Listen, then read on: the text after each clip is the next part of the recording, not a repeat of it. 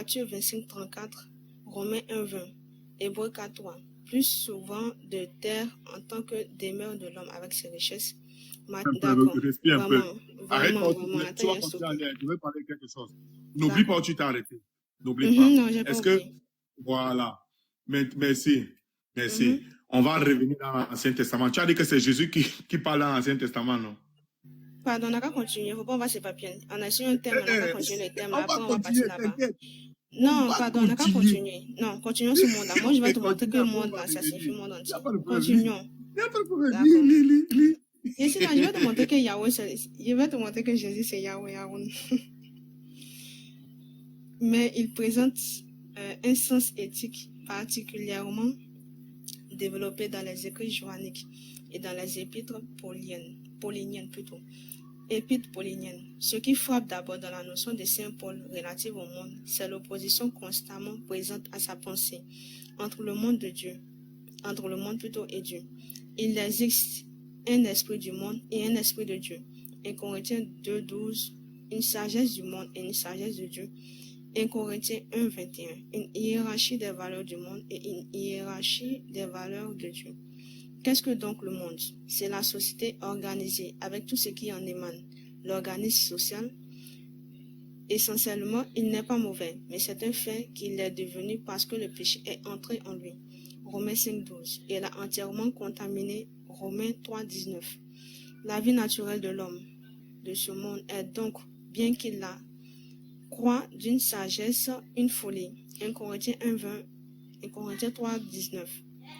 Bien qu'il la croie une source de joie, une source de tristesse. 2 Corinthiens 7, 10. Bien qu'il la croie un acte de liberté, un esclavage. Galates 4, 3. Et un esclave a des rudiments. Galates 4, 3. Colossiens 2, 8. Colossiens 20. Oh Seigneur. Ok, c'est presque fini. Tout cela, ce sont ceux qui ont l'Esprit de Dieu, qui peuvent le comprendre. 1 Corinthiens 2, 12. Car ce sont les saints qui jugent le monde. 1 Corinthiens 6, 13, 6, 3 plutôt. Ils savent que ce monde est condamné. 1 Corinthiens 11, 32. Cependant, ils ne peuvent prendre leur partie de cet état de fait. Jésus-Christ a accompli l'œuvre du salut. Eux-mêmes sauvés par Jésus-Christ doivent annoncer aux hommes cette bonne nouvelle qui les amènera à faire partie de cet organisme social nouveau. L'Église, qui est le corps du Christ, qui n'est plus contagionné par le monde. 1 Corinthiens 2, 12.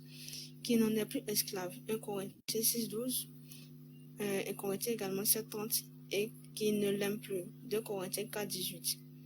Qui en un mot est morte au monde. Galates 6, 14. Ainsi, d'une part, il faut en arriver à condamner le monde et à rompre avec lui. Philippiens 2, 15. Et d'autre part, à le sauver. 1 Tite 4, 16. Écrit johannique. Le mot cosmos est un des termes caractéristiques de Saint Jean. C'est dans les écrits johanniques que l'on trouve plus de la moitié des cas où il est employé par le Nouveau Testament et désigne parfois l'univers organisé. Jean 11, 9, Jean 17, 5. Dans les passages de portée capitale, le monde n'est autre chose que l'humanité prise dans son ensemble et envisagée comme l'objet de compassion de Dieu qui lui offre le salut. Jean 3, 16, Jean 17, 21. Mais dans la grande majorité des textes, ce qui frappe le plus, c'est la conception morale que recouvre le vocable cosmos. Celle-ci se compose d'abord de notions parallèles à celles de saint. Le monde est de Saint Paul plutôt. Le monde est le milieu où le mal règne depuis la chute. 1 Jean 5, 19. Où il manifeste la puissance funeste. 1 Jean 5, 14. Où il rend la créature esclave par le moyen de la convoitise de la chair et des yeux de l'orgueil de la vie. 1 Jean 2, 16. Elle accentue en second lieu des données éthiques du paulinisme. En effet, cosmos devient synonyme de ténèbres. Jean 3, 19. De mal. Jean 12, 46. Ce qui le caractérise plutôt, c'est l'état de haine envoyé de Dieu. Jean 15, 18. Et envers ses élus. Jean 15, 19. Il constitue donc le royaume de Satan, appelé directement le prince de ce monde. Jean 12, 31, Jean 14, 30, Jean 16, 11. Comme tel, le monde n'est pas touché par la prière de Jésus. Jean 17, 9. Je ne peux pas pour ce monde. Incapable de recevoir l'esprit de vérité. Jean 14, 17. Il est irrémédiablement condamné.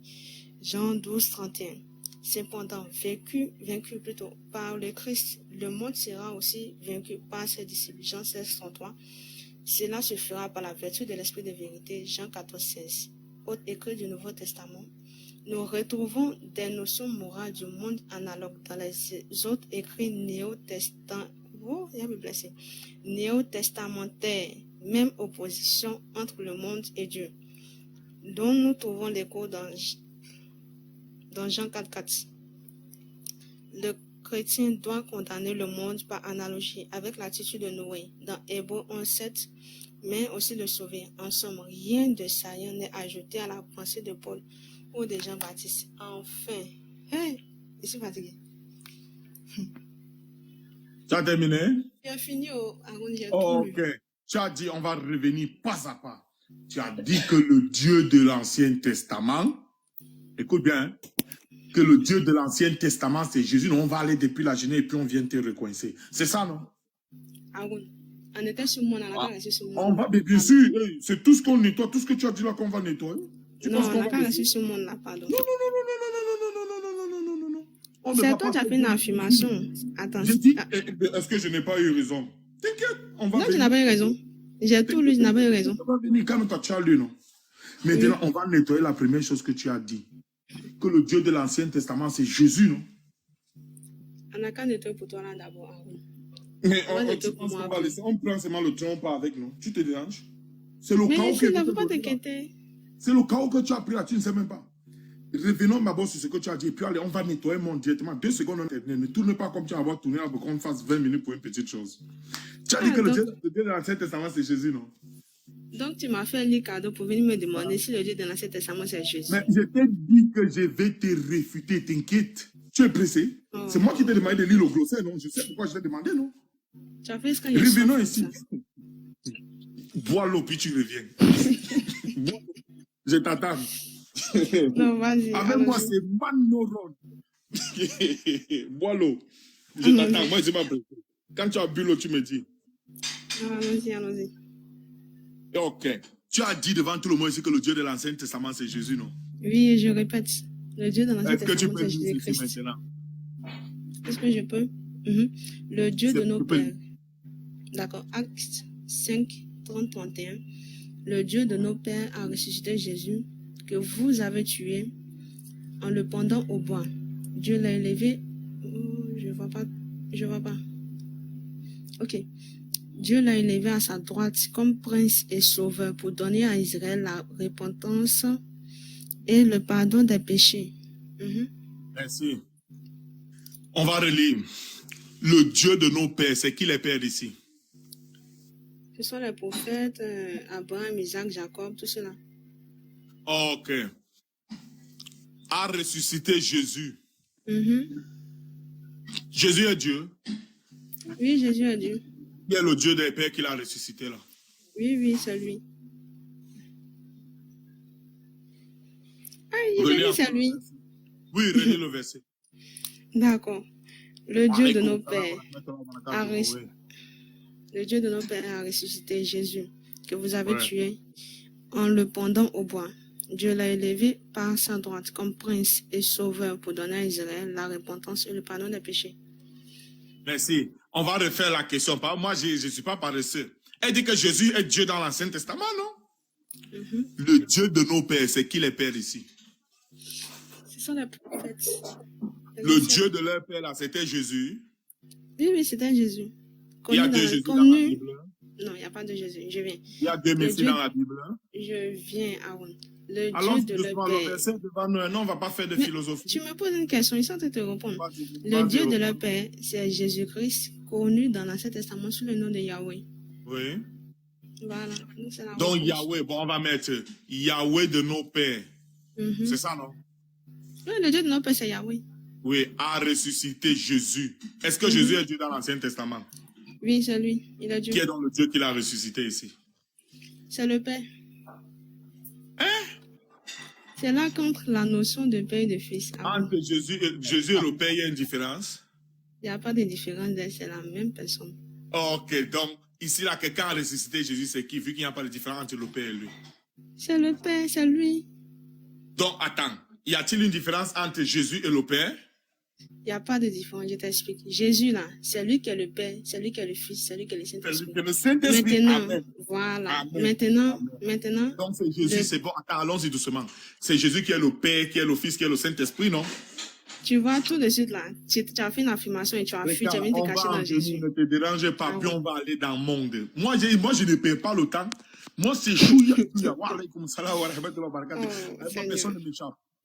Tu dis ici que c'est Jésus, le Père, le Fils et le Saint-Esprit, n'est-ce pas? Oui, c'est lui. Ok, donc c'est Jésus qui a ressuscité ici, n'est-ce pas? Oui, c'est Jésus, c'est le Père qui a ressuscité le Fils. C'est Jésus ici, dis-nous. C'est le Père qui a ressuscité le Fils. Est-ce que Jésus et le Père forment un? C'est lui, c'est la même personne. Est-ce que Jésus et le Père forment un? Oui, c'est la même personne. Qui est donc celui qui a ressuscité ici, là? C'est Jésus qui a ressuscité ici, non? C'est lui. Et qui est celui-ci, dis-moi? Oh. Aaron, je t'ai dit c'est le Père et puis le Fils. Tu vois, toi tu es embrouillé. Tu ne comprends pas.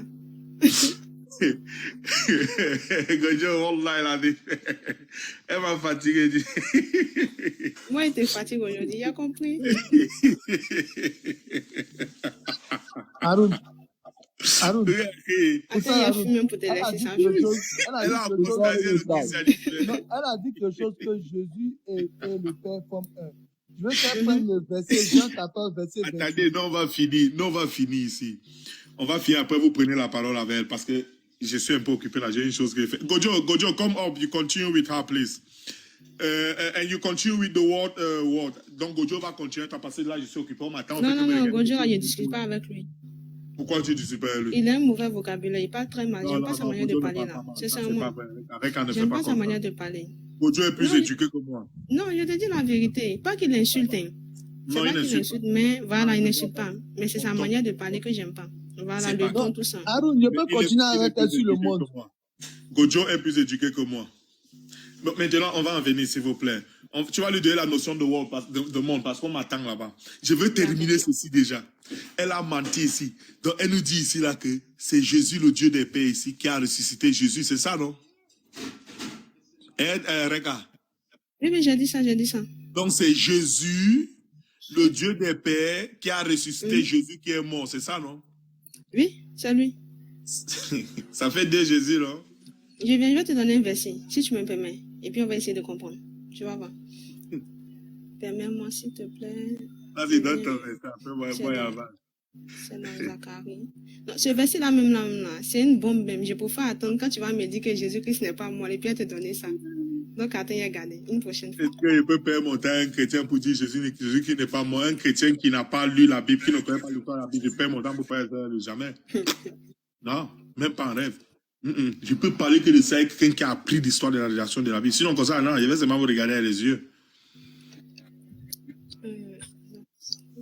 Maintenant, on va lire Deutéronome 32, 39 ici. Sachez donc que c'est moi qui suis Dieu et il n'y a point de Dieu près de moi.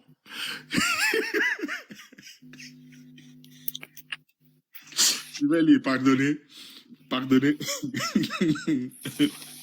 Sachez donc que c'est moi qui suis Dieu et il n'y a point de Dieu près de moi.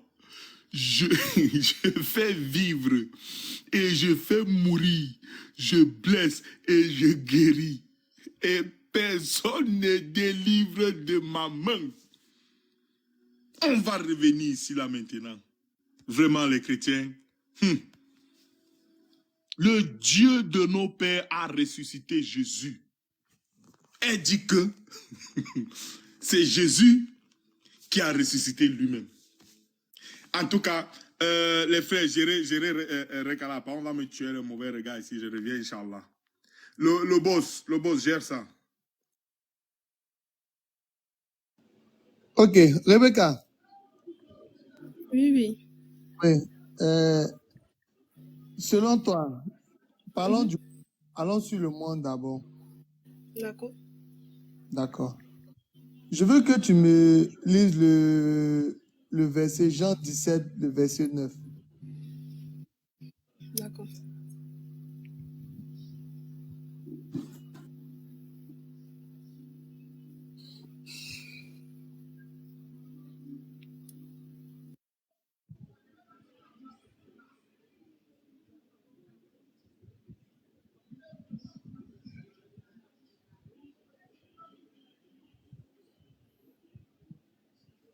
Ok, je lis Jean 17, 9. C'est pour eux que je prie, je ne prie pas pour le monde, mais pour ceux que tu m'as donnés parce qu'ils sont à toi. D'accord. Je veux savoir, c'est pour qui Jésus il prie là? Le monde là, c'est qui là? D'accord. Déjà, pour ceux pour qui le Christ, Jésus prie là, c'est ceux que le Père lui a donné, c'est-à-dire ceux qui ont été destinés avant la fondation du monde. C'est Les chrétiens. Tous ceux qui vont, oui. Ceux qui accepteront de... Excuse-moi, allons doucement. Les chrétiens, tu as dit les chrétiens. Oui, j'ai dit les chrétiens. Bon, quand tu dis les chrétiens, Jésus même n'a jamais entendu le mot chrétien. Je veux que tu me précises, allons sur la précision. Hein. Je veux que tu me précises, c'est pour qui il est en train de prier en fait. Quand il est chrétien, c'est vague, parce que Jésus même, il n'a jamais entendu le mot chrétien. Je répète, ceux pour qui Jésus prie là, c'est ceux que le Père lui a donné. C'est qui ceux-là? Ceux que le Père lui a donné, c'est ceux qui ont accepté de croire en Jésus, qui se sont baptisés d'eau d'esprit et qui ont cru en son nom. Tout ça, on les appelle les disciples, les chrétiens, par ricochet. Tous ceux qui croient en Jésus-Christ, tous ceux qui acceptent de se faire baptiser au nom du Père, tous ceux qui prennent la Sainte Seine, tous ceux qui n'ont pas l'enseignement du Christ. Tout ça, c'est ceux-là qui ont été destinés au Christ. Bon, maintenant, le monde pour qui... Non, je viens. On va revenir sur le monde. Tu as vu ce que tu es en train de dire là? On va revenir sur le verset Jean 17, 9. Hein. Je veux que tu prennes Matthieu 15, le verset 24. Matthieu combien? Matthieu 15, le verset 24. D'accord.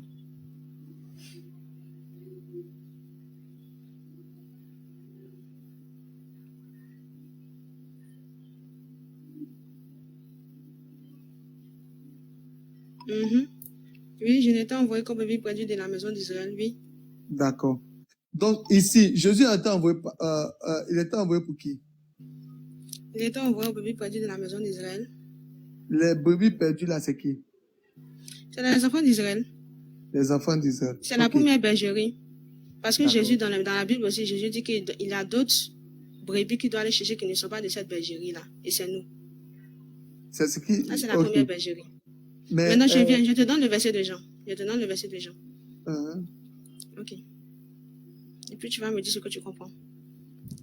La parole, Jean... Bon, okay, vas-y, alors. D'accord. Jean 1, verset 10 à 15. On va dire ça. Elle était dans le monde, c'est-à-dire Jésus-Christ. Elle était dans le monde. Jean 1, et le monde... Excuse-moi, on va dans ça. D'accord. Jean 1, à partir du verset 10.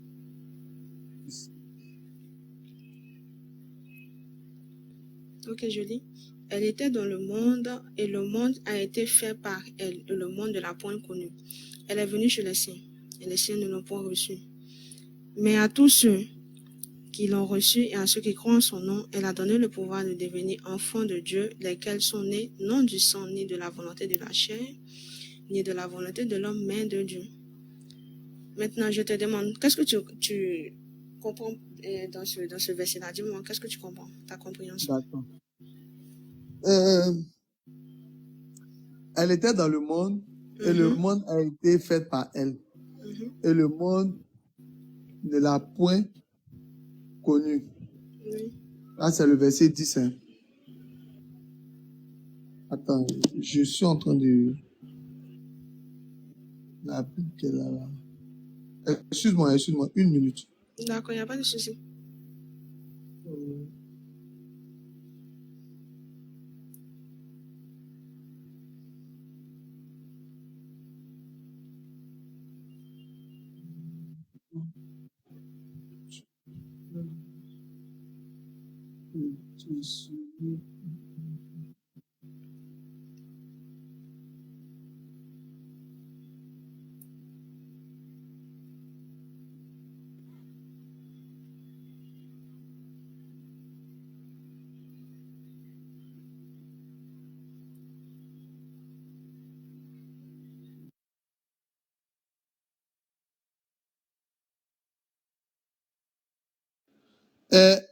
Rebecca, tu es là?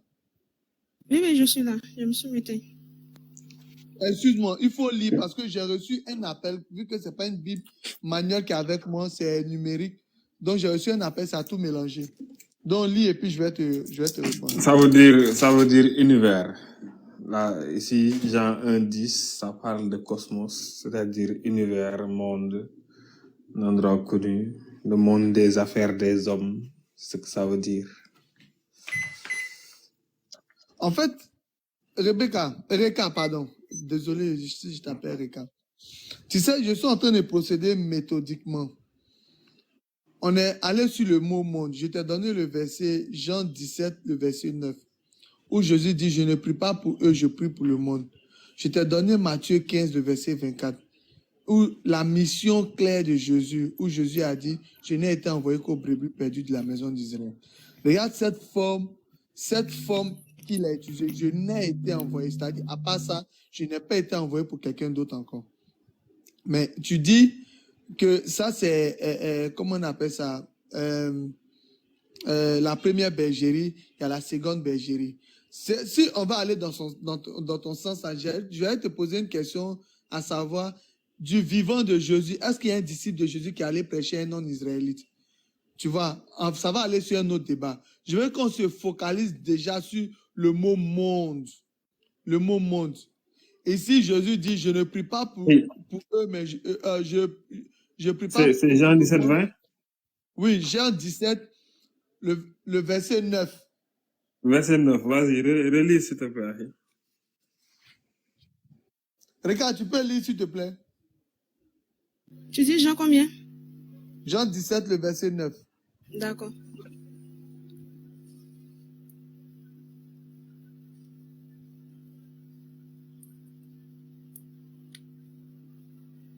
Jean 17, le verset 9. D'accord, c'est pour eux que je prie, je ne prie pas pour le monde, mais pour ceux que tu m'as donnés, parce qu'ils sont à toi. D'accord. Le monde, Ici, là, c'est quoi le monde? Le mot utilisé ici, c'est cosmo. C'est cosmo ou cosmos. Non. On va aller méthodiquement. Mais Cadet, je t'avais demandé l'explication de Jean 1, là, tu ne m'as pas donné. Non, je t'ai demandé de relire, en fait. Oui, mais je t'ai donné, j'ai lu. Cadet. Oui. S'il te plaît, faut demander à Rebecca de continuer Jean 17, verset 9 là. Il n'a qu'à lire le verset 10. Non. Attends, elle m'a posé une question. Laisse, je ne veux pas qu'elle dise qu'on fait. Pose ta question, relis le verset, je vais te répondre. D'accord, il n'y a pas de souci. Donc, je relis. Elle était dans le monde et le monde a été fait par elle. Et le monde ne l'a point connue. Elle est venue chez les siens et les siens ne l'ont point reçue. Mais à tous ceux qui l'ont reçue et à ceux qui croient en son nom, elle a donné le pouvoir de devenir enfants de Dieu, lesquels sont nés. Non du sang, ni de la volonté de la chair, ni de la volonté de l'homme, mais de Dieu. Donc je demande, qu'est-ce que tu comprends dans ce verset-là? D'abord, je t'explique. Tu sais, quand Jésus dit elle est venue dans le monde, il parle des Israélites. Il est venu pour, écoute-moi, il est venu pour les enfants. Sa mission il est venu pour les enfants d'Israël. C'est sa mission.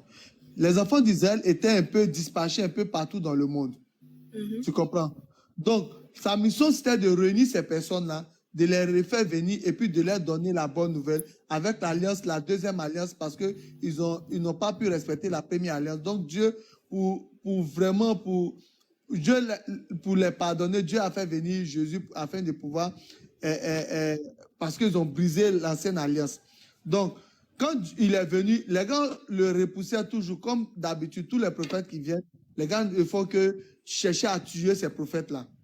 C'est pour ça qu'il a dit qu'il est venu. En fait, quand il est venu, c'est la bonne nouvelle qu'il a donnée. Il les a données. Les gars n'acceptent pas. Donc, il a dit, pour ceux pour qui je suis venu, je vous donne ça, vous ne prenez pas. Ceux qui peuvent prendre, utiliser à bon escient, là, vous pouvez utiliser. Voilà la compréhension de ce verset. D'accord. Ta compréhension est carrément erronée. D'accord, donne-moi ta compréhension. D'accord. On va aller pas à pas. Elle est venue chez les siens ne l'ont pas reçu. Déjà, ça part de Jésus. Elle, là, c'est quoi? C'est Jésus, la parole. La parole. Donc, Jésus, c'est la parole. Oui, c'est lui qui a le L qu'on emploie ici, là. C'est Jésus qui est venu chez les siens. Non, j'ai pas dit, je demande. Tu as dit, je t'ai demandé, elle là, c'est quoi? Tu dis la parole. C'est Jésus. Oui, la parole, c'est Jésus. La parole, c'est Jésus. Oui, la parole, c'est Jésus. Alors on continue. Elle, c'est-à-dire Jésus, est venu chez les siens et les siens ne l'ont pas reçu. Mais à tous ceux qui l'ont reçu, ceux qui croient en son nom, il a donné le pouvoir de devenir enfants de Dieu, lesquels sont nés non du sang, ni de la volonté de la chair, ni de la volonté de l'homme et de Dieu. D'accord, je vais t'expliquer. Dans ce verset-là, au préalable, c'est-à-dire au départ, là, Jésus, il était venu uniquement que pour les enfants d'Israël. Uniquement. Il n'était pas venu pour quelqu'un d'autre. Et c'est quand ses frères l'ont rejeté que là, maintenant, le salut, là, ça s'est propagé maintenant dans le monde entier. C'est pour ça que dans certains versets, on dit, quiconque croit, allez faire de toutes les nations des disciples. Celui qui croira, celui-là, ça implique tout le monde. Les juifs, les chrétiens, les incirconcis, les païens, les bouddhistes, les satanistes, tout ce que tu veux. Quiconque là, ça englobe tout le monde. Quiconque là, c'est pas pour les juifs. Quand Jésus aussi dit, allez prêcher à toute la création, tu ne vas pas me dire que la création là, c'est les juifs seulement. Parce que dans la création là, il y a les athées, il y a les bouddhistes dedans. Allez prêcher à toute la création. Donc, quand ces frères là l'ont rejeté là, c'est là maintenant que le salut s'est étendu à travers le monde entier. C'est pour ça que tout à l'heure, j'ai demandé à Aaron si le monde là, c'était seulement pour Israël. Parce que le monde, c'est aussi attribué à Israël, mais ce n'est pas seulement. Parce que le monde là, ça signifie aussi les forces mystiques, les forces diaboliques. Regarde ce que tu es en train de faire. Regarde ce que tu es en train de faire. Jésus n'a pas, écoute-moi, tu es en train de faire quelque chose qui n'est pas. Non, tout à l'heure, tu as donné ta compréhension, c'était pas ça, mais je t'ai pas coupé. Non, attends. Bon, ok, vas-y. Donc, je disais que Jésus est venu dans le monde. D'accord, une seconde. Ça commence à devenir un peu de la prêche parce que là, tu es en train de raconter une histoire sans réellement. Je suis pas en train de prêcher. Attends, le boss. Non, laisse-la finir. En plus, je vais lui dire, en fait, même quand elle dit, il faut bien comprendre le verset. Le verset ne dit pas pour aller prêcher à tout le monde. Non, le verset dit, je suis venu donner une parole et les gens n'ont pas accepté, ils m'ont rejeté. Donc, ceux qui peuvent utiliser, moi j'ai donné, ceux qui sont même pas forcément israélites, qui peuvent, que cette parole peut vraiment les servir, qu'ils l'utilisent pour être enfants de Dieu, comme ce que je voulais faire de mes disciples. Mais ça n'a rien à voir avec ce que tu es en train de dire. Et puis là, on est en train de changer d'autres choses. Attends un peu. Kader. Oui. Kader, attends. Ça devient de la prêche quand on parle sans le support du texte qu'on a en face de nous. Parce que nous aussi, on peut naturellement donner des explications sans se baser sur rien du tout, simplement sur notre compréhension. Par contre, par exemple, ce que le frère essayait de te faire lire tantôt, c'était quand il te disait de lire le glossaire. Il te parlait, par exemple, par exemple, il y a le Strong Concordance qui te parle des différentes connotations du mot, que le mot peut prendre. Le monde peut être utilisé dans le sens de cosmos, c'est-à-dire l'état des choses tout court. Ça peut être utilisé dans le sens du monde physique, le monde tel qu'il est, les cieux et la terre. Ça peut aussi être utilisé dans le sens de toutes les entités qui ne croient pas à l'existence. Et ça, je vais le montrer juste une seconde, je vais mettre ma machine. Très brièvement, je vous montre. Et puis après, s'il vous plaît, quand vous continuez le débat, vous le faites en vous basant sur des textes. Sinon, ça ne sert à rien du tout. On raconte des histoires juste pour rien du tout. On va faire de la prêche, puis on va parler en l'air, ça ne sert à rien du tout. Juste une seconde. Pardon du contraire. Moi, je ne suis pas prédicatrice. Je n'ai pas été appelée pour prêcher. Moi, je ne crois pas. Je ne suis pas en train de prêcher. Je suis en train d'expliquer. Je me suis basée sur les textes. Ce que j'en suis en train de lire là. Lequel? Ailleurs que dans la Bible. Lequel? Si je viens, Jean 1:1, Jean 10 là, c'est dans la Bible, c'est pas ailleurs. Si tu considères que c'est très moi je suis pas en train de prêcher parce que je n'ai pas été appelée à devenir pasteur ni prophète. Je suis une simple chrétienne qui étudie la Bible, qui lit la Bible et avec l'aide de Dieu qui comprend la Bible, même si je ne comprends pas tout, je fais l'effort de comprendre un peu. Maintenant, moi je répète, je suis pas en train de prêcher. C'est ce que la Bible me dit que moi j'explique. Voilà, maintenant, moi, je continue ma discussion avec Kader parce que moi, je te dis que moi, je ne discute pas avec toi parce que tu as un mauvais langage. Moi, je n'aime pas ça du tout. Moi, je ne cache pas mes mots. Ah oui, d'accord, j'ai compris. Bref.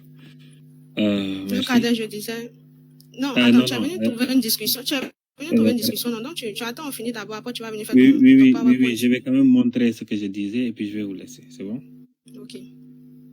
Ok, parfait. Alors, comme je disais, quand on regarde par exemple les écrits d'Homère, ça c'est le Strong Concordance, le cosmos.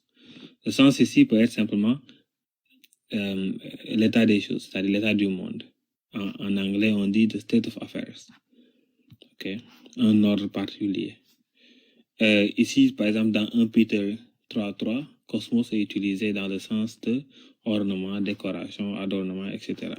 Genèse 2.1, Deutéronomie 4.19, exactement. C'est exactement la même chose qu'on utilise dans ce sens. Ensuite, cosmos peut être aussi utilisé ici. Et c'est le mot-là qui est utilisé dans ton verset. Il est utilisé exactement dans ce sens-là. Il peut être utilisé dans ce sens-là. Et dans le sens de monde, wa alaykoum salam wa rahmatullahi wa barakatuh, dans le sens de monde, univers, ainsi de suite. Ça peut aussi être utilisé dans un sens différent, c'est-à-dire dans le grec, dans le texte grec par exemple, quand on disait monde, ça voulait dire cercle de la terre, ou bien la terre, n'est-ce pas? Matthieu 26, 13, ainsi de suite. Et aussi le monde peut dire les habitants de la terre, ou bien un groupe particulier des habitants de la terre. Là, on nous parle par exemple un groupe des habitants de la terre qui ont une caractéristique particulière, notamment par exemple les gens qu'on devait envahir, ou bien les Gentiles, par exemple. Les Gentiles, par exemple, ici, les Gentiles, c'est-à-dire les gentils, je pense, ok, collectivement, ou bien un autre groupe entier, c'est-à-dire un certain rassemblement de personnes. Maintenant, c'est cette partie-là qu'il faut comprendre, le 6.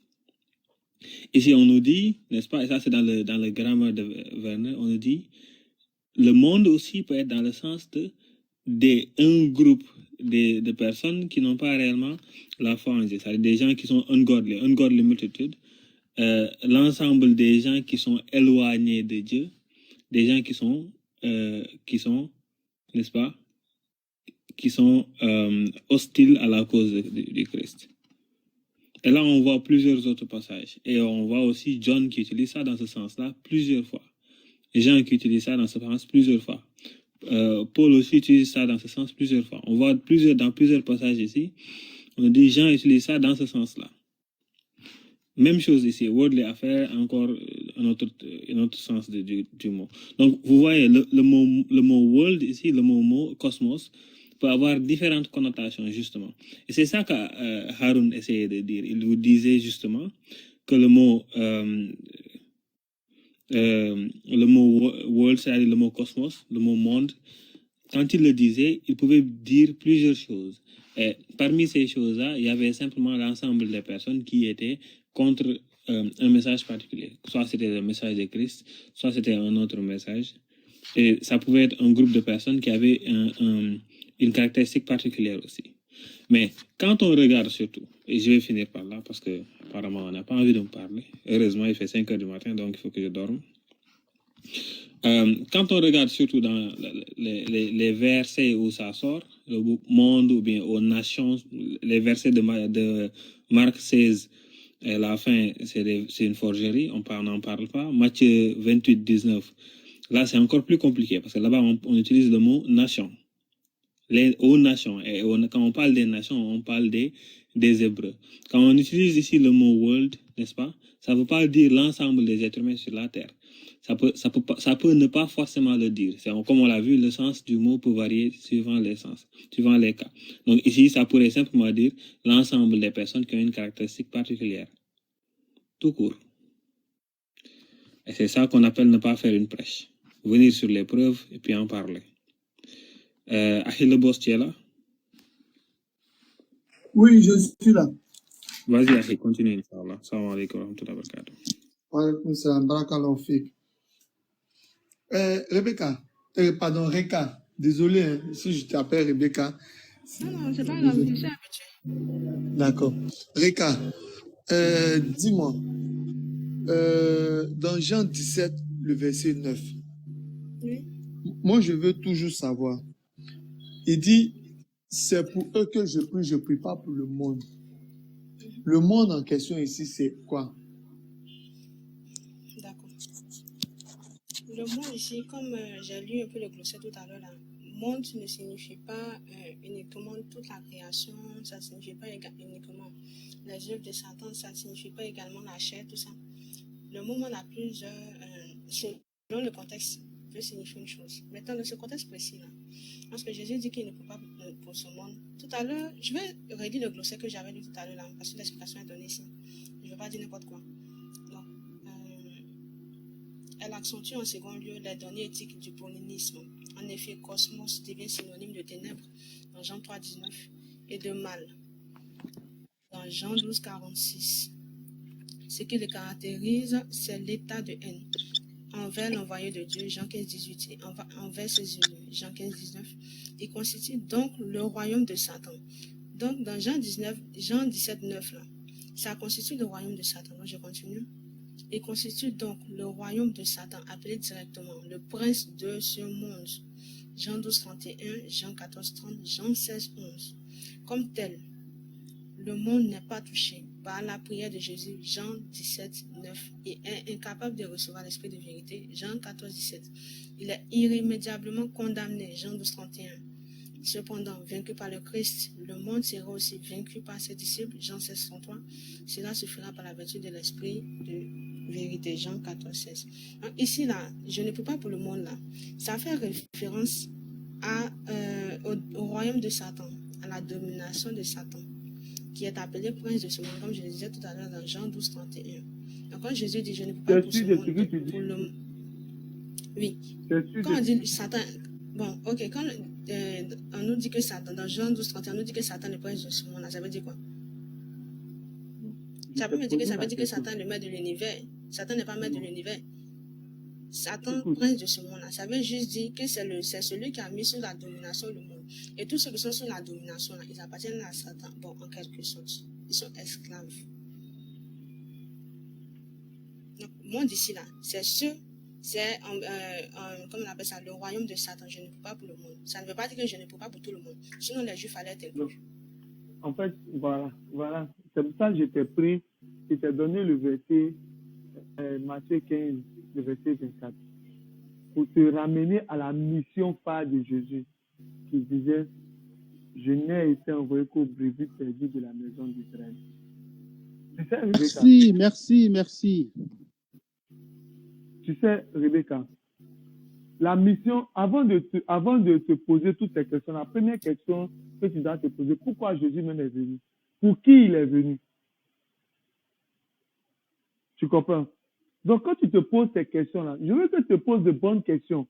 Quand tu te poses de bonnes questions, tu auras de vraiment un bon résultat, une bonne compréhension de la chose. Jésus a dit, je n'ai été envoyé qu'aux brebis perdues de la maison d'Israël. C'est-à-dire, il est venu que pour les Israélites. Maintenant, tout ce que tu es en train de prendre comme monde, ici, le verset est clair, je ne prie pas pour eux. C'est pour eux que je prie, je ne prie pas pour le monde. Il parle des Israélites. C'est pas pour tout le monde en question qu'il est en train de parler. Le monde, cosmos, c'est-à-dire le monde entier. Comme le frère l'a si bien dit, le monde signifie beaucoup de choses. Même nous qui sommes dans ce live-là, on constitue un monde. Tu comprends, Rebecca? Donc, c'est ce que Aaron voulait te faire comprendre en te faisant lire dans la Bible la signification du monde. Mais dans le passage-ci, là, ça parle pas de Satan, ça parle pas de ça. Ça parle du monde entier. Si tu veux, descends au verset 10. Tu vas mieux comprendre. Descends, faut lire le verset 10, s'il te plaît. Dans tout à l'heure, tu as dit quelque chose, tu dis ça parle du monde entier. Monde entier, là, ça veut dire que les Juifs sont inclus. Hein, parce que tu as ajouté entier dessus. Monde entier. Ça veut dire que les Juifs sont inclus. Quand je dis monde entier, je parle du cosmos. En fait, j'ai paraphrasé en disant monde entier, mais dans le monde, définition du monde entier dans la Bible, là, c'est de ça qu'il s'agit en fait. Non, le monde entier dans la Bible, c'est toute la création. C'est de ça que je parle. Dans toute la création, ça veut dire que les Juifs sont inclus parce qu'ils font partie de la création. Il dit, je ne prie, c'est pour eux que je prie pas pour le monde. Dans ce verset-ci, là, le monde en question, là, c'est toute la création. C'est de ça qu'il parle. Il dit, prie pas pour toute la création, mais il prie pour ceux que Dieu l'a envoyés. Hey, tu as dit toute la création. Bon, ok. Descends au verset 10. Descends au verset 10. Pardon, excuse-moi, je suis sorti du verset là. Tu as dit Matthieu combien? Non, Jean 17, le verset 9. Ah, d'accord. Et puis tu vas.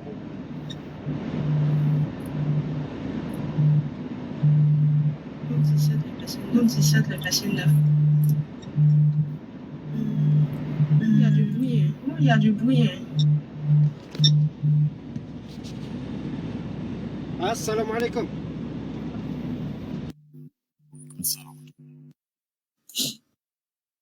D'accord, donc je réponds Jean 17, 9. C'est pour eux que je prie, je ne prie pas pour le monde, mais pour ceux que tu m'as donnés, parce qu'ils sont à toi. Et tout ce qui est à moi est à toi. Et ce qui est à toi est à moi. Et je suis glorifié en eux.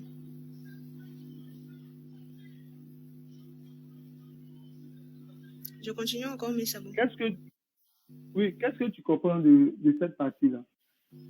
Je comprends que ceux pour qui Jésus prie là, Salam alaikum.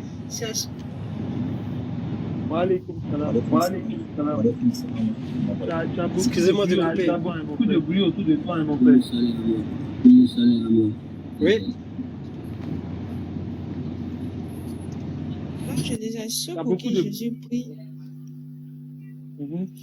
pour qui Jésus prie là, c'est ceux qui appartiennent à Jésus-Christ.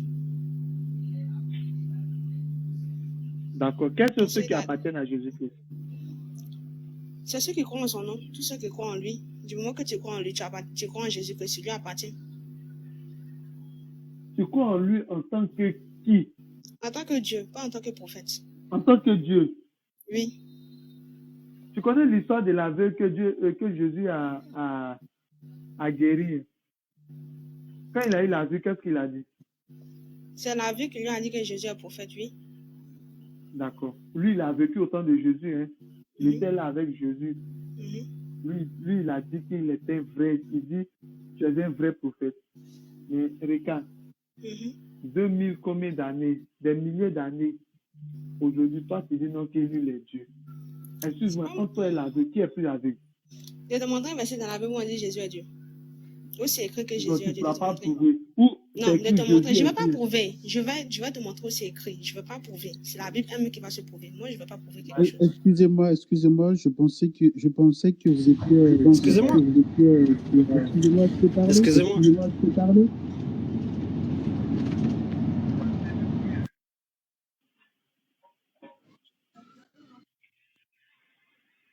Je pense que vous étiez sur le développement d'un thème et c'est bien de continuer dans ce sens-là. Ne déviez pas. Pour l'histoire concernant si le Messie il est tout puissant comme le Créateur, on pourra y revenir après. Mais pour l'instant, s'il vous plaît, continuez sur le thème là. Le thème selon lequel est-ce que le Messie il est venu pour toute la terre entière? Est-ce qu'il prie pour toute la terre entière ou non? S'il vous plaît. Voilà. Merci, le frère. Donc, Rebecca, allons dans ce sens-là. Oui, c'est d'accord. Sinon, on va un peu s'éparpiller. Ouais, c'est ça.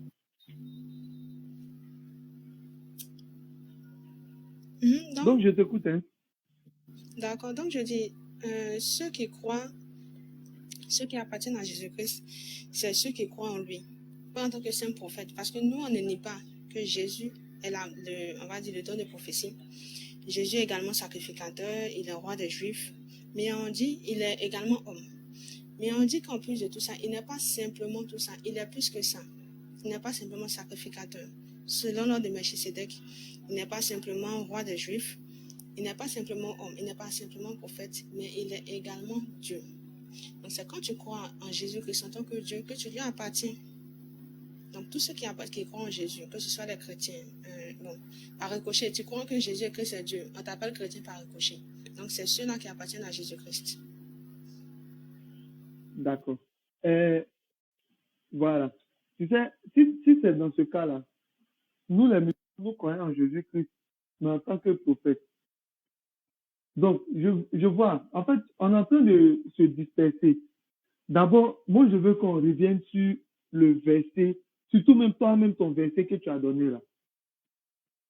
Jean 1, le verset 10. D'accord. Il faut lire. Excusez-moi, avant de reprendre le verset, j'aimerais rebondir là-dessus sur ce que notre collègue elle dit. Est-ce que c'est possible? Vas-y. En fait, ce que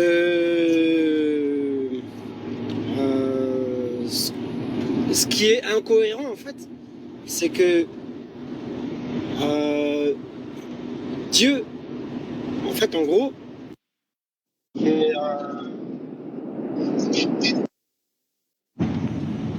ce qui est répété en fait, c'est Dieu s'est fait homme, ok?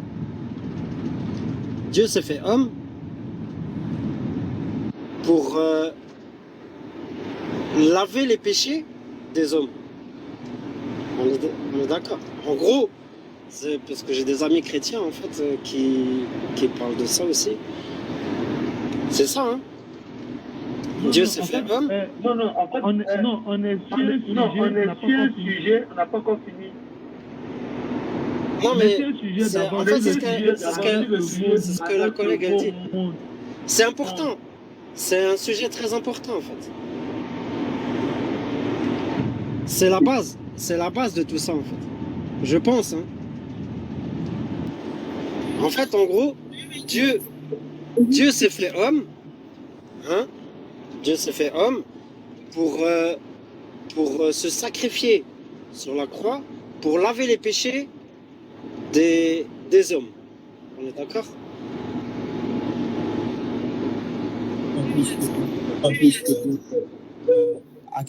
Mais alors, qu'est-ce qu'on... Galad, s'il te plaît. Oui? Galad, s'il te plaît.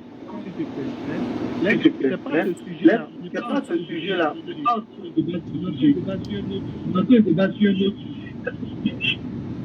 Là, tu as de l'écho. Est-ce que tu vas poser ta question? Voilà.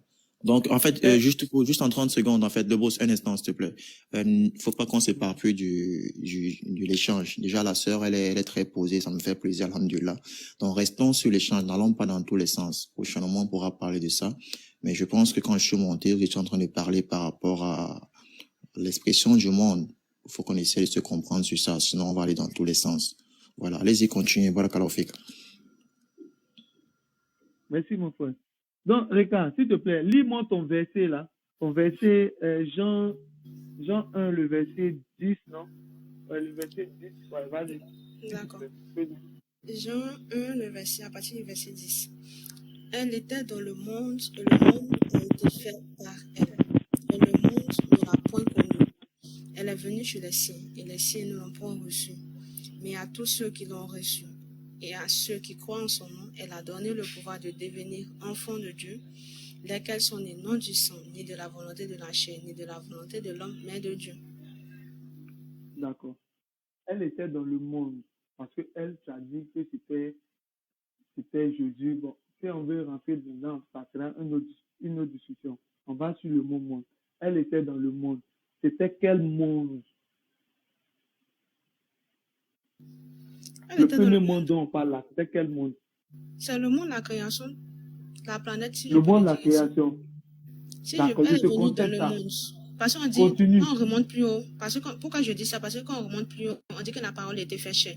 Elle a habité parmi nous. Donc, par ricochet, non, restons dans ce verset-là. Restons dans ce verset-là. Je t'explique. D'accord. Je t'explique. Non, restons dans pourquoi ce je verset. dis ça? Non, restons dans ce verset. Et puis, on va comprendre. Tu sais, il y a des gens qui nous suivent, en fait. Donc, je veux que chacun on puisse comprendre. Il dit, elle était dans ce monde. Je veux savoir, elle était dans ce monde. Le premier monde dont on parle là, c'est quel monde? Je dis là, le mot monde ici, ça, on va dire ça, un rapport avec, si je peux dire, la planète ou la création. La planète et la création. Voilà, ok, continue.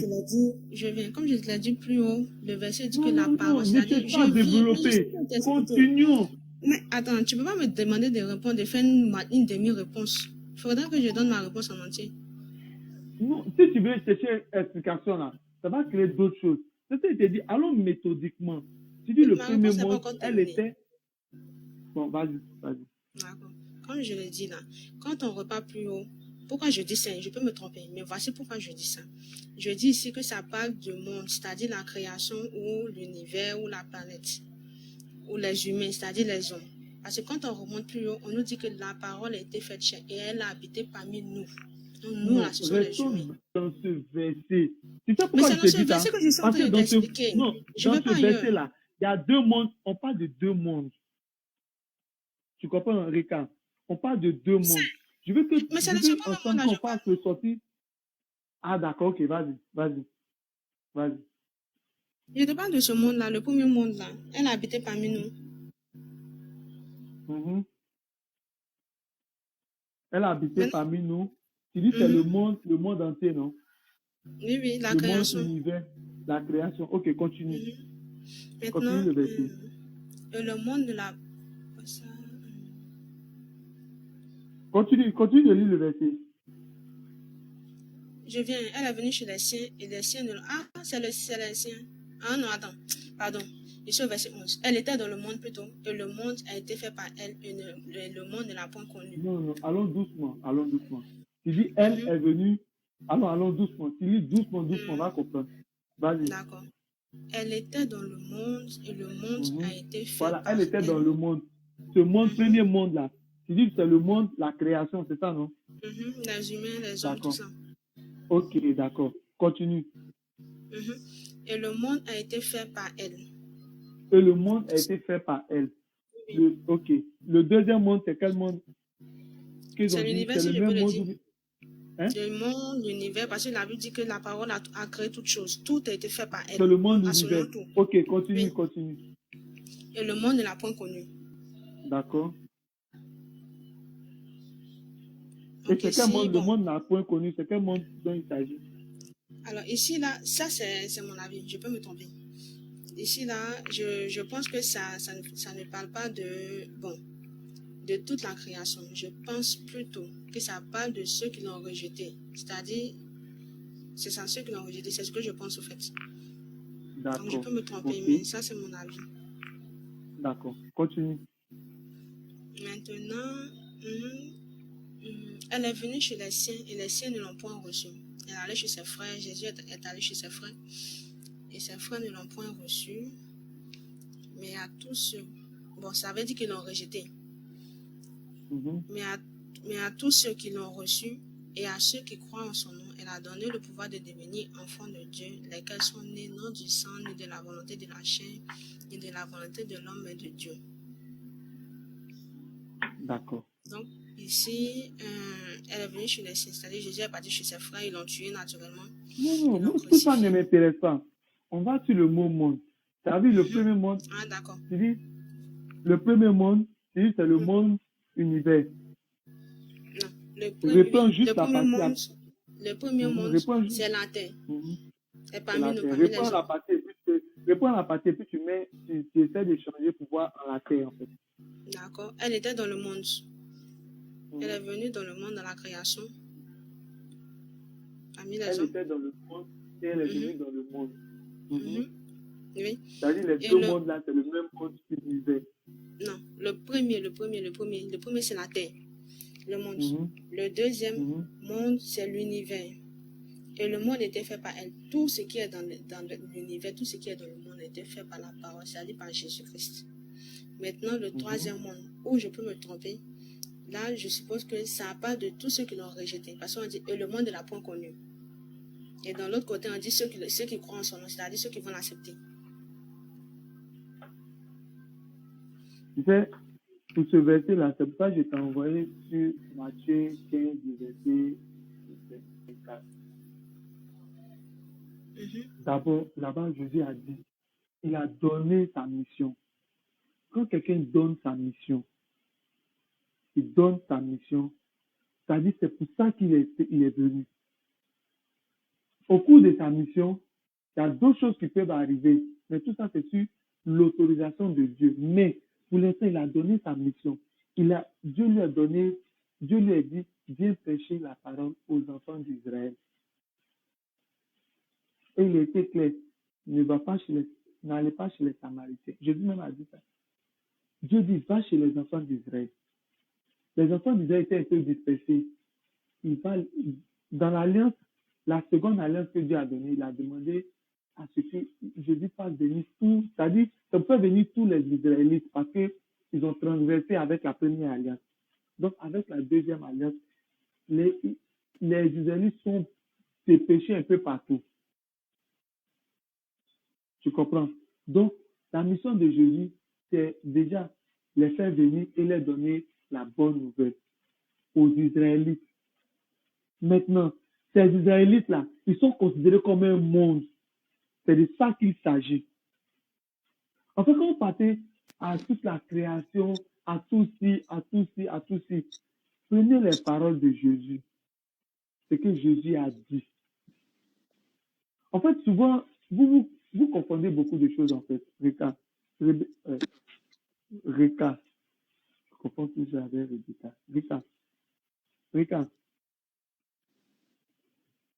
Reka, tu es là? Reka, tu es là? Oui, je suis là. J'étais mutée. Je ne me suis même pas rendu compte. D'accord. Tu sais, pour comprendre ça, c'est pour ça que je t'ai envoyé dans le verset Jean 17, verset 9, où il dit, c'est pour eux que je prie pas pour le monde. En fait, quand tu prends les deux versets, ils sont similaires, en fait. Tu vas aller, je prie pas pour le monde. Pardon, tu vas prendre ton verset, tu vas dire non, c'est le monde entier. Rebecca, cherche, écoute-moi, assieds-toi et puis médite sur le verset. Je veux que tu médites sur le verset et tu vas mieux comprendre, en fait. Moi, c'est la question que je vais te poser. Hein. Je veux que tu médites sur ce verset-là. Quand tu médites sur ce verset, tu vas voir en clair de quoi il s'agit. Bonsoir, Kader. Bonsoir.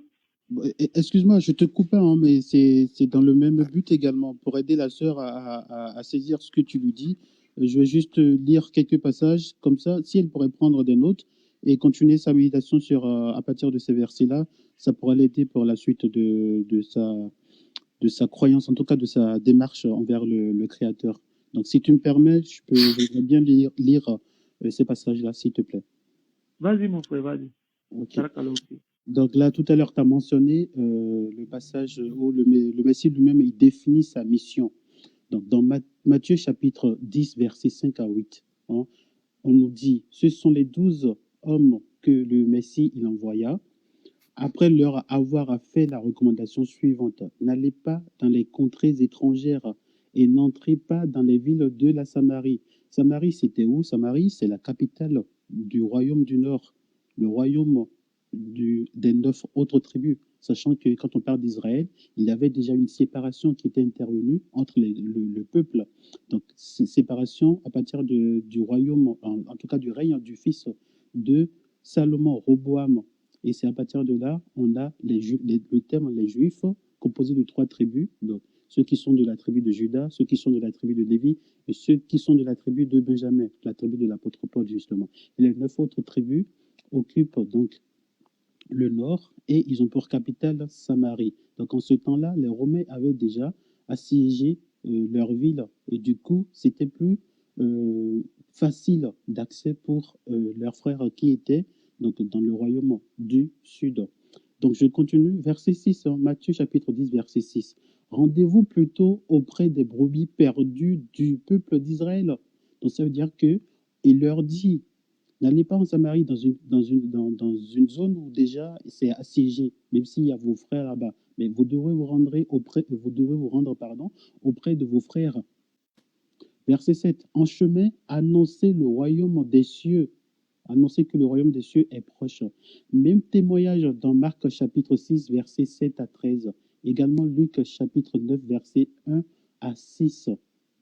Maintenant, un autre passage, c'est Matthieu chapitre 25, à partir du verset 31. Il dit, donc par rapport à sa venue, il prophétise, dit, lorsque le Fils de l'homme viendra dans sa gloire avec tous les anges, il s'assiera sur le trône de sa gloire. Toutes les nations seront assemblées devant lui. Il séparera les uns d'avec les autres, comme le berger sépare les brebis d'avec les boucs. Qui sont les brebis? Qui sont les boucs? Et il mettra les brebis à sa droite. Donc les brebis, son peuple, à sa droite, et les boucs à sa gauche.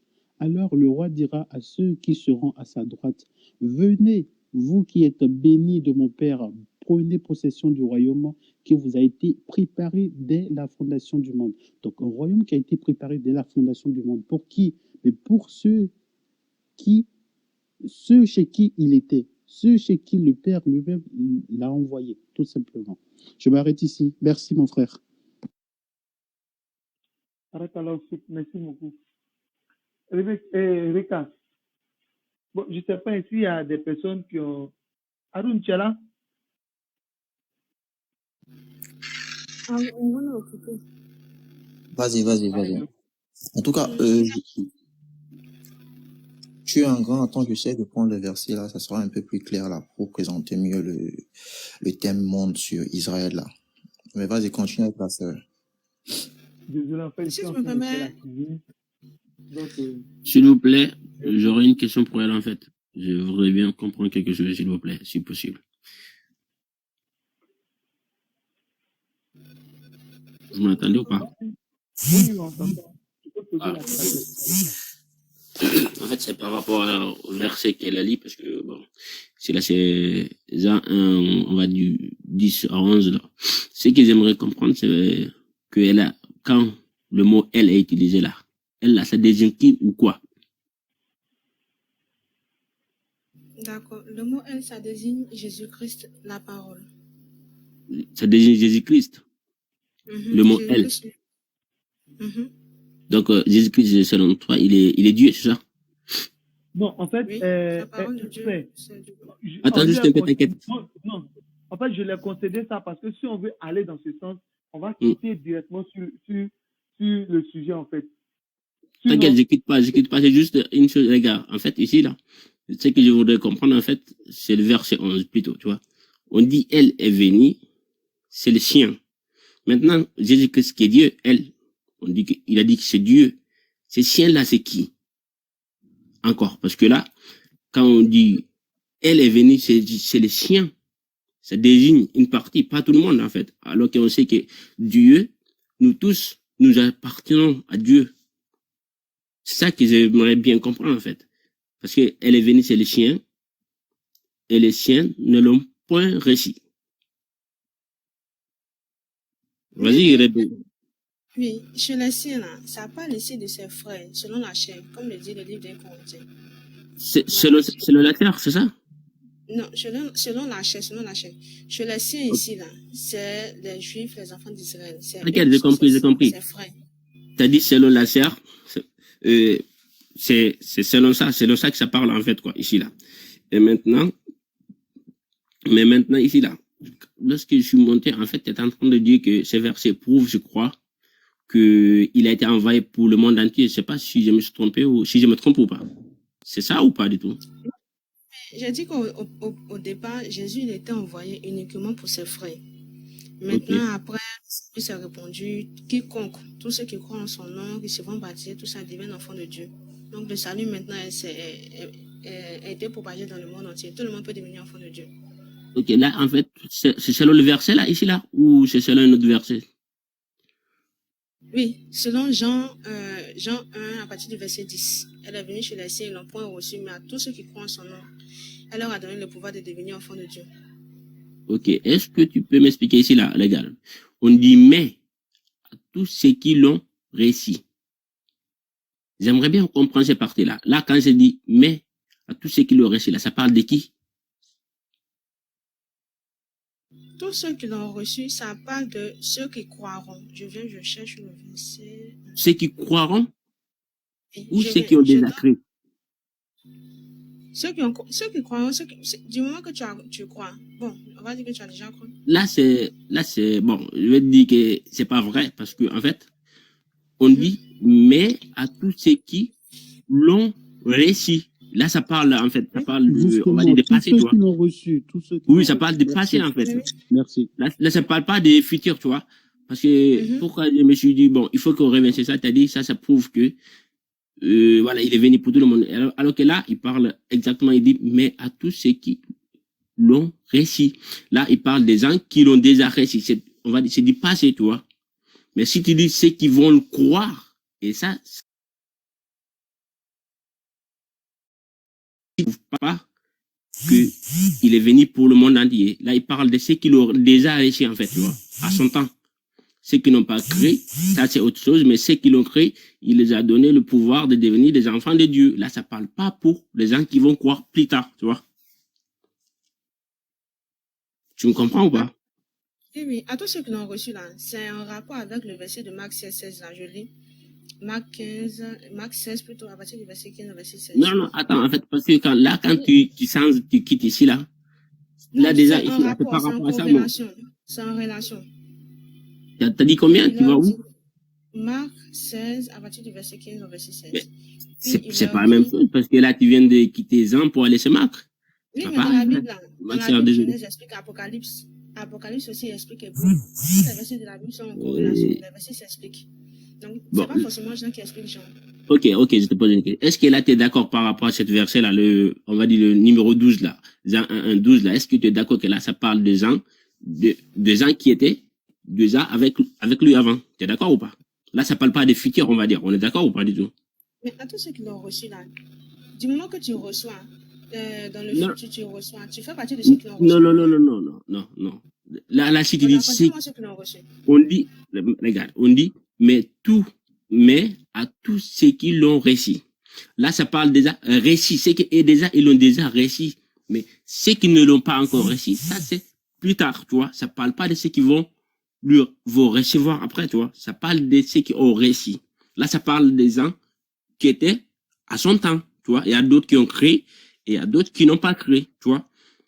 Non, en fait, là, il est clair que, il faut juste comprendre que ceux qui l'ont reçu par l'expression, ceux qui l'ont reçu, il faut juste comprendre par là qu'il est question des gens qui sont liés à cette réalité.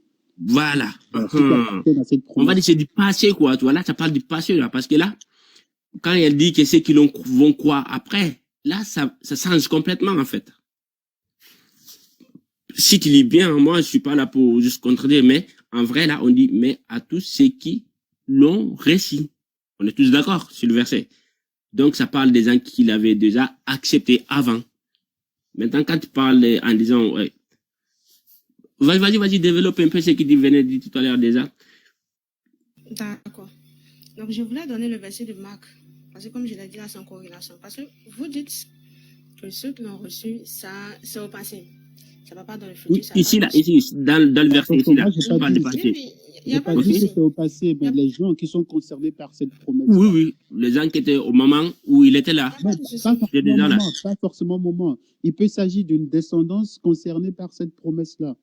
Donc, les gens qui sont concernés par cette promesse-là, c'est ça. Oui, mais tu es d'accord que ce n'est pas les gens qui vont venir après. Là, ça ne parle pas des gens. Pas des étrangers. Vous allez me dire ce que vous en pensez. Parce que ceux qui l'ont reçu et ceux qui le Attends, j'arrive. Marc, combien attends, je vais aller dans Marc. Je répète, ceux qui l'ont reçu et ceux qui recevront la scène, là, en fait, ça parle de la même chose, en fait. Non, mais dans le verset qu'on a lu, là, on dit ceux qui l'ont reçu. Donc, ça ne parle pas de ceux qui vont le recevoir. Il n'y a pas de souci. Je vais vous donner le verset, puis vous allez me dire. Maintenant, c'est Marc combien? Marc 16, à partir du verset 15 au verset 16. Puis Marc il 16. leur dit, allez par tout le monde et prêchez la bonne nouvelle à toute la création. Celui qui croira et qui sera baptisé sera sauvé, mais celui qui ne croira pas sera condamné. Pourquoi Jésus n'a pas dit ceux qui auront cru là, ils seront sauvés?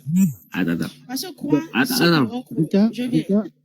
croire en Jésus, c'est le recevoir. Croire en sa parole, c'est le recevoir. Il n'y a pas autre chose. Rika, ce qu'il faut comprendre ici, c'est que est-ce que le monde entier était concerné par l'arrivée d'un tel prophète? Non. Oui, le monde entier. Est-ce que le monde entier avait déjà appris comme quoi il y a un prophète qui va venir pour eux? Non, c'est seulement ce peuple-là qui a reçu la promesse comme quoi il y a un prophète qui arrive pour lui. Maintenant, ce prophète-là, il arrive dans son temps, il parle, ok? Maintenant, quand il envoie les 12, il leur dit clairement de ne pas aller dans les contrées étrangères, de se rendre plutôt vers les brebis perdues de la maison d'Israël. Et on a vu également tout à l'heure comme quoi, quand il reviendra, mais il va juger le monde. Il mettra son peuple à sa droite et les autres à sa gauche, et il va juger tout le monde. Et en plus, il y a la réalité selon laquelle ils étaient dispersés. C'est un peuple qui est dispersé de par enfin, les quatre coins de la terre.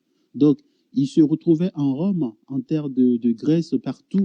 Donc, on voit même l'apôtre Paul en train de voyager par-ci, par-là, pour rencontrer ses frères. Donc, il n'était pas question d'évangéliser, d'apporter l'évangile. Donc, cette bonne nouvelle au monde entier. Mais cette bonne nouvelle-là concerne uniquement le peuple qui est en alliance avec son Créateur. Qui étaient dispersés dans le monde. Voilà, dispersés dans le monde. Parce qu'ils étaient dispersés. Là, oui, on est d'accord, c'est ça. Mais regarde, déjà, imaginons que bon, c'est pas ça. On va aller comme elle, tu vois. Vas-y, essaye de réexpliquer ce que tu venais de dire au début, là, tu as dit. Allez, vas-y, tu peux lire et puis tu vas réexpliquer, pardon. D'accord. Déjà, je vais faire un petit résumé. Quand on lit la Bible, je ne sais pas, peut-être que vous lisez mal la Bible ou peut-être que vous la comprenez mal. Mais la Bible, là, il y a certains versets qui expliquent d'autres versets. Ok. À ça, Jésus-Christ a été envoyé pour les Juifs ou pour l'humanité entière. Le chapitre de Jean 1 là, nous explique ça parfaitement. À partir de Jean 10, là, on nous dit qu'il était venu, la parole était venue chez ses frères. Ses frères l'ont rejeté. Mais à tout cela, ça prend en compte tout le monde. On dit tout cela, il n'y a pas d'exclusion ici. Tout cela, ça prend tout le monde. Je viens. Vas-y, mon problème, c'est quoi? La parole, elle était chez les siens. Vas-y.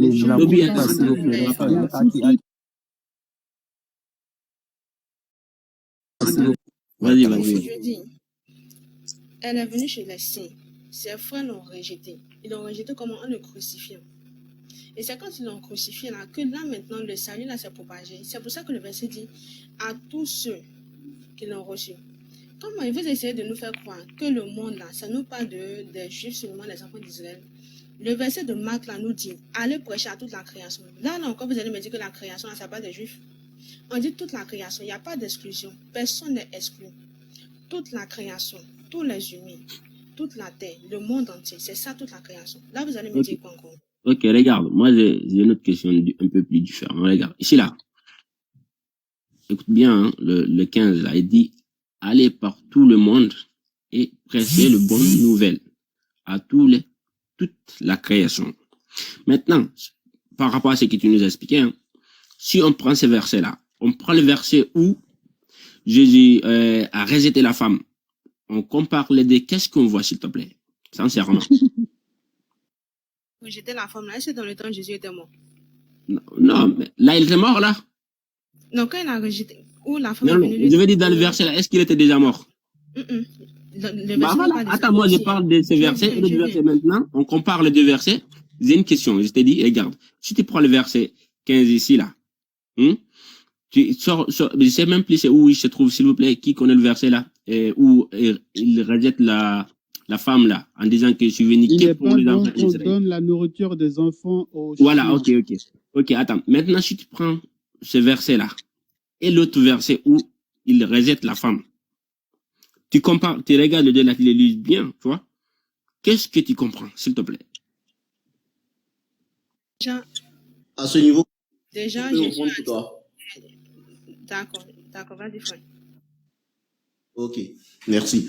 Voilà, tout à l'heure, le gars, il demande si on compare Jésus qui rejette la femme qui est venue, lui dit que sa fille est malade là, au verset qu'on vient de lire. Ouais.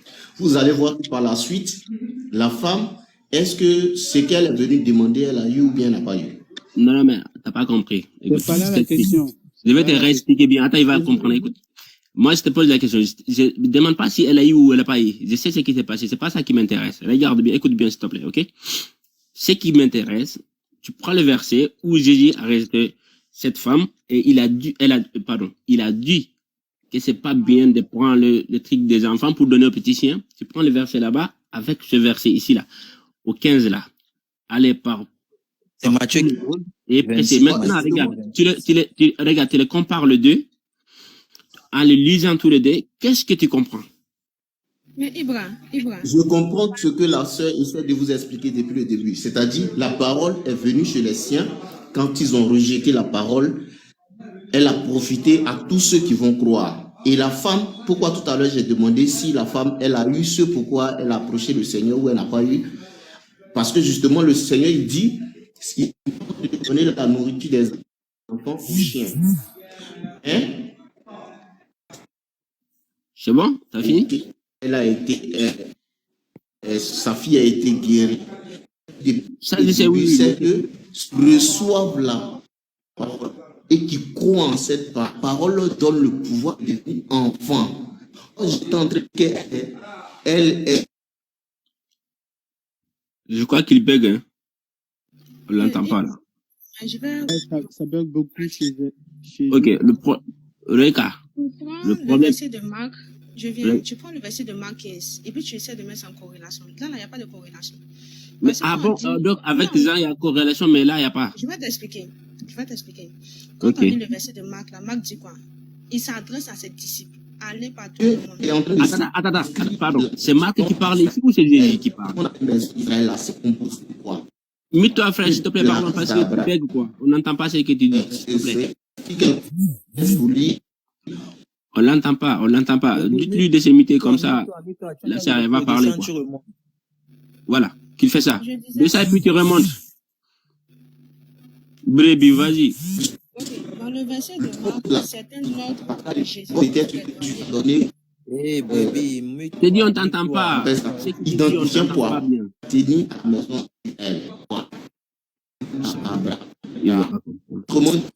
Descends sur le remonte, s'il te plaît. Au début que Brebis. fallait Fermez le micro de Brebis, s'il vous plaît. Fermez son micro. Qu'il descend, il remonte. On t'entend pas. ou bien Israël reçoit. Je pense que Haroun, c'est à toi, voilà. Reka, tu m'entends?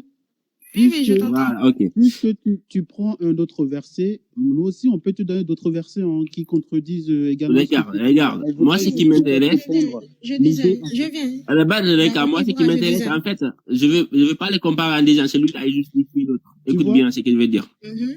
Moi, ce que j'ai en train de dire ici, là, tu peux te démuter comme ça, tu entends ce que je dis, puis tu réponds en même temps. Ici, là, si tu prends le verset là, par rapport à ce que je comprends moi, si tu prends le verset 15 ici, là, et tu prends où Jésus rejette la femme, là-bas, il dit, j'ai été envoyé que, tu vois, que pour les brebis perdus de la maison d'Israël, que pour eux. On est d'accord? Et là, on vient voir un autre verset aussi, dans la même Bible, où c'est écrit, allez presser la bonne nouvelle de toute la création. Ça veut dire qu'il y a une contradiction. C'est ça qui m'intéresse, en fait. Là, il y a une contradiction. Attends, regarde. Pourquoi il y a une contradiction? Il y a une autre partie où on te dit que je suis venu que pour eux. Et il y a une autre partie où on te dit, va presser tout le monde. Il y a un problème. En fait, je te coupe pas, désolé, mais il n'y a pas de contradiction, en fait. Là, Oui, non, mais je sais bien, mais je vais aller comme elle est en train de faire, tu vois. Je sais que c'est pas une contradiction en vrai, mais vu comment elle explique, c'est pour ça, en fait, j'essaie d'aller comme ça. Si tu regardes, parce que là, ici, là, dans le verset, là, ici, il demande d'aller prêcher tout le monde. Et l'autre côté, il a dit, j'étais envoyé que pour eux. C'est qu'il y a un problème. Je crois que vous n'avez pas compris ce que j'ai dit. Je dis que Jésus, là, au départ, il n'était envoyé que pour ses frères, les enfants d'Israël, les Juifs. Mais le salut, c'est-à-dire sa mission, là, c'est déporté dans tout le monde. Quand ils l'ont rejeté, c'est-à-dire ils l'ont crucifié. Avant sa crucifixion, là, c'est normal, c'est tout à fait normal que Jésus dise, je n'ai envoyé en tant que, plutôt, je n'ai été envoyé qu'au béni perdu de la maison d'Israël. C'est tout à fait normal qu'ils disent aussi à ses disciples, ne partez pas prêcher chez les Samaritains, ne partez pas prêcher là. C'est normal. Mais tu remarques que quand il est ressuscité là, c'est là qu'il dit maintenant, allez par tout le monde pour prêcher à toute la création. C'est là que le salut là maintenant s'exporte, ça s'étend. Comme vous lisez la Bible, essayez de comprendre. Regarde. Voici la réalité qui te manque dans ta démarche. La réalité selon laquelle les enfants d'Israël étaient déjà dispersés partout dans le monde. Et quand tu vas prendre le verset suivant, Jacques chapitre 1, verset 1, tu le lis s'il te plaît. Jacques chapitre 1, verset 1, s'il te plaît. Tu dis Jean combien? Jacques chapitre 1, verset 1. Okay. Jacques 1, 1. Ok. Seigneur, plutôt, Jacques, serviteur de Dieu et du Seigneur Jésus-Christ aux 12 tribus qui sont dans la dispersion, salut. Est-ce que tu comprends ce qu'on veut dire par là? Mais oui. Voilà, aller parmi les nations et voilà, annoncer la bonne nouvelle, c'est pas aux nations, mais plutôt aux enfants d'Israël dispersés parmi les nations. En fait, quand vous parlez là, vous excluez, d'accord, moi je te donne, allez prêcher à toute la création. Tobia, est-ce que toute la création là, c'est pour les Juifs seulement? Tu peux pas me dire que toute la création, c'est les Juifs. Est-ce que toute la création là, c'est les Juifs seulement? Non, parce que ta version te met toute la création. Mais dans notre version, dans toutes les versions, parfois on met monde entier. Voilà, le monde entier. Non. Donc, si on prend le monde entier, ça inclut toute la création. Si on prend le monde entier, ok, le monde entier. Mais le monde entier, ça a été bien défini. Quand vous allez dans le monde entier, chez qui vous allez? Mais chez les brebis dispersées, brebis perdues, la maison d'Israël, ils sont perdus tout simplement parce que c'est la dispersion qui marque cette situation de perte d'identité. Donc, ils vont vers leurs frères pour leur annoncer la bonne nouvelle. Et si tu veux, pour faire simple, tu vas voir la partie où l'apôtre Paul lui-même, il a été convoqué devant son peuple pour justement défendre sa thèse selon laquelle est-ce qu'il était vraiment en train d'évangéliser les nations ou pas. Et lui-même, il va dire dans ce passage du livre de Actes, ok, pour dire qu'il croit fermement à la loi et aux prophètes. Okay? Mais que personne ne l'a vu en train de troubler son peuple parce qu'on le soupçonne d'être en train de semer le trouble parmi ses frères de la diaspora. Et plusieurs fois, on voit la mention de la diaspora, de la dispersion pour ce peuple-là, à cette époque-là, justement. Tobia, je suis désolée. Monde entier, là, ça ne signifie pas pour les Juifs. Monde entier, ce n'est pas pour les Juifs. Je vais te donner le verset de Marc 16 dans la version Chouraki. La mission des disciples, à partir du verset 15, il leur dit, allez dans le monde entier et prêchez l'évangile à toute créature. Là, tu vas me dire quoi encore? Tu vas me dire que c'est les Juifs. Là encore, je te dis. Non, c'est que je vais arrêter de débattre mieux. Parce que si tu me dis que toute créature c'est les Juifs, là, c'est pourquoi je continue alors? Si au moins c'était un monde, j'allais te concéder ça. J'allais dire que peut-être monde, effectivement, ça signifie c'est pour les Juifs. Non, t'es pas de toute créature, toute création. Et tu me dis que c'est les Juifs. Non, c'est bon. Rebecca, excuse-moi. Ce que le frère veut te faire comprendre là, vu que la mission de Jésus a été déjà définie, donc, même s'il dit, allez-y dans toute la création, Jésus même a interdit à ses disciples d'aller prêcher la parole à un non-évangéliste. Il a interdit ça. Donc, même s'il dit, allez-y dans toute la création, toute la création, vu que les Israélites étaient un peu dispersés un peu partout dans le monde. Donc, c'est à ces personnes-là qu'il parle, il fait référence à ces personnes, non pas au non-Israélite. Est-ce que tu peux donner du vivant de Jésus une personne où les apôtres sont allés prêcher, qui n'est pas israélite, un non-israélite? Tu n'as pas trouvé. Le boss, mute-toi un peu quand on parle. Ça faisait trop de bruit tout à l'heure, là. Le boss est là? Okay. À qui le boss? Tu es là? C'est moi. Oui. Ouais, s'il te plaît, quand quelqu'un parle, tu te mutes un peu, ça crée un peu de désordre, là. Pendant que je suis en train de parler, le frère Ibra parle avec le Rika. S'il te plaît, tu mets un peu Jean 18, 20 là. Peut-être ça, voilà, ça va. Voilà qu'elle a fait. Ok, moi je vais un peu prendre la parole pour un peu. La sœur Rika? Oui. Tu es là? Oui, ok, essaie un peu de comprendre d'abord le premier sens de monde dans Jean 18, 20. Là, je l'ai mis en grand. Moi, je veux que toi, en fait, tu me dises que tu comprends par Jean 18, 20 qui est en grand là. S'il te plaît. Ok, je lis. Jésus leur répondit, j'ai parlé ouvertement au monde. Et j'ai toujours enseigné dans la synagogue et dans le temple, où tous les Juifs s'assemblent. Je n'ai rien dit en secret. Oui, le monde ici, ça parle de tout le monde. Ces prédications-là, de tout, ça prêche plutôt. Pardon? J'ai parlé ouvertement au monde. C'est-à-dire au monde entier. Il ne nous a rien caché. Il n'a pas parlé en parabole. Il a parlé ouvertement au monde. Oui, entier, Est-ce si je que ne me tu... trompe pas. Ça, c'est ce Ok. que je pense. Ok, très bien. C'est bien comme ce que tu penses, mais sauf que ce verset, en fait, il s'explique lui-même. Parce que la première partie du verset, tu vois, il y a un point-virgule, n'est-ce pas? Jésus dit, j'ai parlé ouvertement au monde. On a mis un point-virgule. Et par la suite, il dit, il a toujours enseigné dans la synagogue et dans les temples. Ça, ce sont des paroles que Jésus a transmises au monde. C'est-à-dire, la fin du verset ici nous explique le début du verset qui veut dire le monde. C'est pour te faire comprendre, en fait, que ce verset s'explique et c'est Jésus qui dit clairement que dans ce sens de ce verset, le monde fait référence à ceux à qui il a parlé dans la synagogue, dans les temples et aux Juifs dans ce qui s'assemblaient. Est-ce que tu comprends? Et il dit qu'il ne leur a rien dit en secret. Mhm. Est-ce que c'est facile à comprendre au niveau de ce verset? Oui, en fait, Très bien. pour le mot monde, moi, j'ai pas de souci avec. Tu vois, je peux considérer, parce que je sais que dans la Bible, c'est pas, le mot monde ne signifie pas nécessairement monde entier. Tu vois. Je suis Mais d'accord c'est avec toi. lorsqu'on parle de toute la création et que tes frères arrivent à me dire que toute la création, là, et dans la version Shurakis, ils ont mis à toute créature, et qu'il me dit que ce sont les Juifs qui sont dispersés, moi, je considère qu'il n'y a plus lieu de débattre. Parce que tu ne peux pas me dire que toute la création, là, c'est les Juifs. Toute créature, c'est les Juifs. Si c'était un monde, il n'allait pas trop discuter. Mais du moment qu'on parle de toute création, là, il n'y a pas de débat à faire. Ok. Donc, dans ce cas, qu'est-ce qu'on fait? On prend 8 secondes ou on prend la version Shuraki? On prend quoi? On jette quoi? Mais dans Ça, la version tu de vois?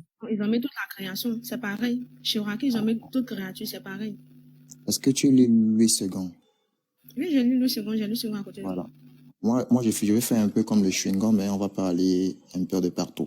Mais est-ce que logiquement, quand toi tu prends ce verset, je suis sur le premier verset, il y en a tellement, on va pas se disperser, n'est-ce pas, pour se comprendre. Déjà, tu parles posément, ça me fait plaisir, on aime des gens comme vous. Il y a des personnes souvent que nous, les musulmans, on dit qu'Allah guide facilement. Alors, maintenant, dans ce verset, dans Jean 18, 20 là, selon toi, ce verset qui est en face de toi, est-ce que ça fait référence au monde entier ou ça fait référence aux Juifs?